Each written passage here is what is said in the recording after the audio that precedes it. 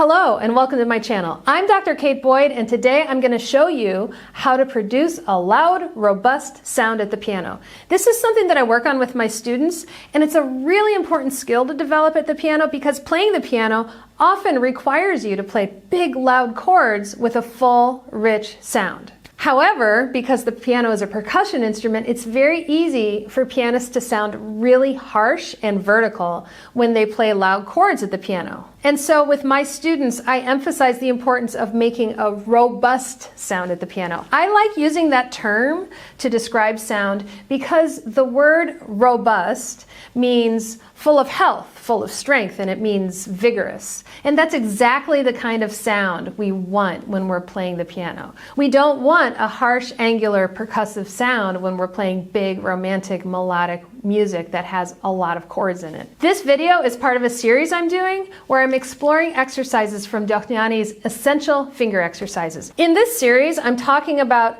one specific finger exercise in each video, but each exercise is really just a means by which to talk about a larger technical concept.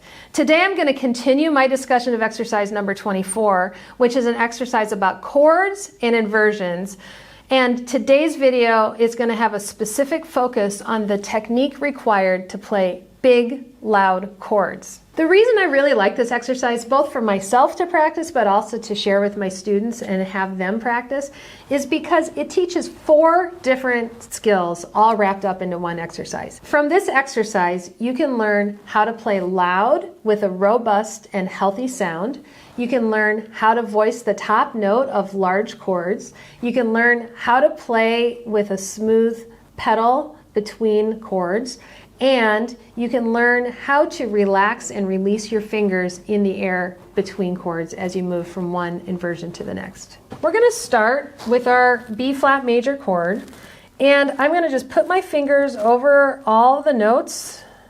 I'm going to play. Now the question is, how do you produce that sound? How do you make that go down? Because like I've talked before about using the wrist and having a flexible wrist to drop your weight into the keys. But look what happens if I use my wrist. I go down, right? I can't actually drop with my wrist without hitting a whole bunch of other notes, right? So I have to be able to drop my weight into the keys using my arm and kind of bracing myself on my fingers, right? That's kind of the trick with this. I also want you to notice my hand position. Notice I'm not tipping my hand. I'm keeping my hand supported from underneath. So, and I'm also not like collapsing here, but my hand is rather flat because my fingers are extended. Okay, because it's impossible to play this with a hand arched like that because I can't get my fingers out far enough to reach the chord. Now let's talk about how to play loud chords. To play loud chords, you need to support with your core.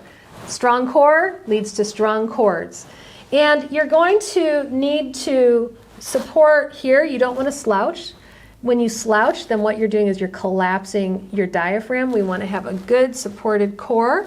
It's important to have your feet on the floor to kind of help brace you and support your weight. And then you're going to want to sit on the edge of the bench, kind of perch, and feel your weight going down through your spine into your sitting bones into the seat of the chair or this bench that you're sitting on.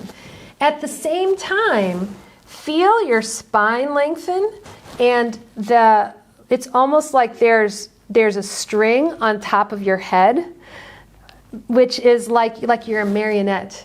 And this string is kind of pulling the back of your head up and it's helping suspend you. And so you're going to feel the weight going up through your spine and out the top of your head. And you're going to feel the weight go down, straight down through your sitting bones into the bench. And in between that, you have a supported diaphragm.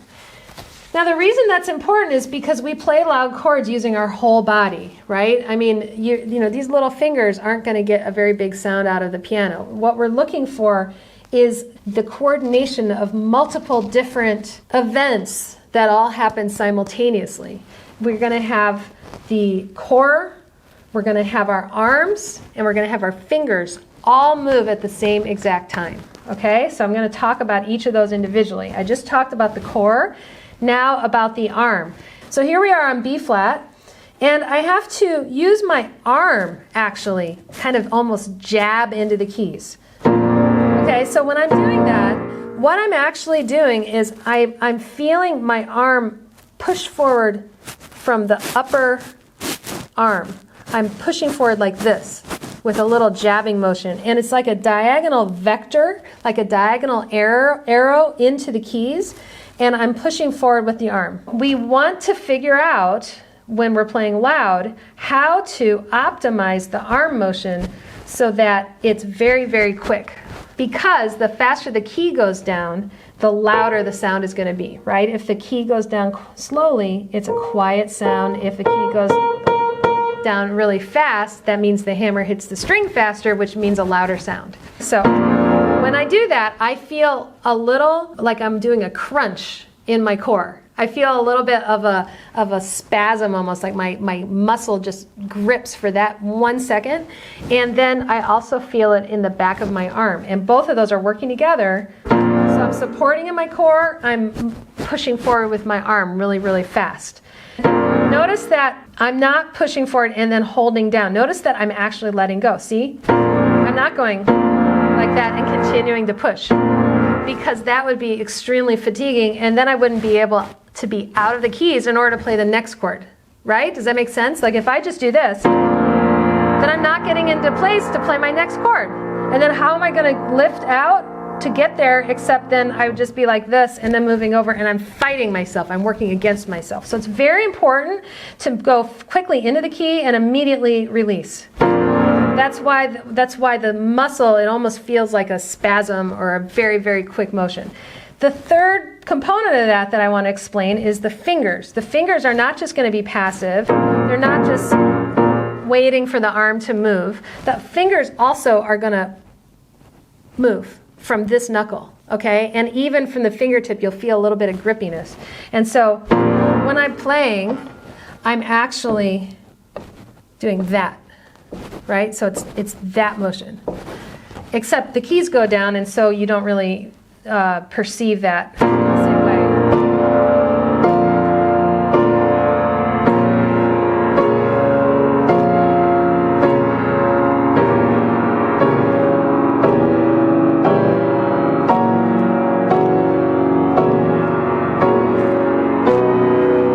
So there's your loud playing. Now, if the timing of this, see, what you have to practice is the coordination of that timing. So obviously you're not going to go like this and then somehow make your arm tight.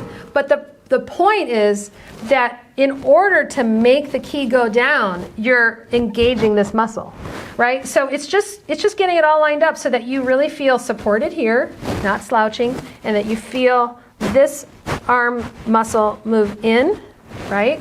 And that you also grab with your finger really, really quickly and then immediately release. All right.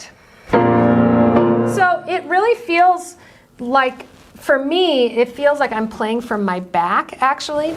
And so even though I'm talking about this muscle moving forward, it actually feels like the sound originates all the way back here.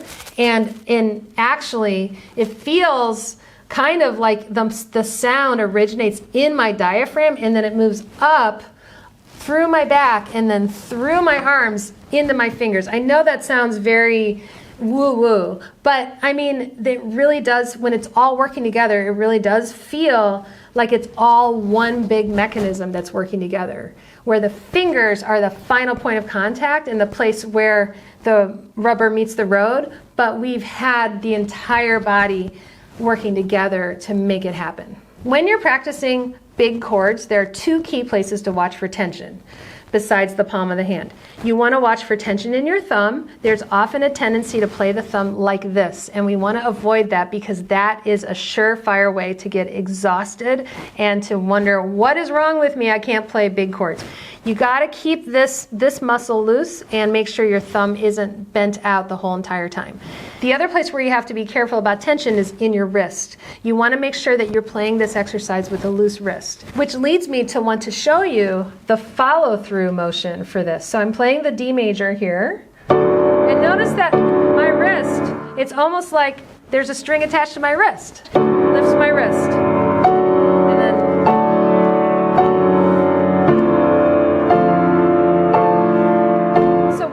do that, I am making sure that it has to be loose because I'm not lifting up like this. This is a sign of a tight wrist. If I do it like this, my wrist is tight, my fingers are tight. And as you know, we want to have loose fingers, we want to have loose hand, and we want to just have that moment of very quick engagement and then release. Okay, just a couple more tips about how to learn this. We want to make sure to think of this as an exercise in musicianship as well. And so you want to actually hear the top. Right, we want to hear that almost as a melody, right? So you want to voice the top. You want to make sure that the top voice is louder. So the way, I'm going to do a whole different video on voicing, which is how you learn to bring one note out louder than others in chords. But it's important, even at this, as you're practicing this, that you really make an effort to hear the top note continuously.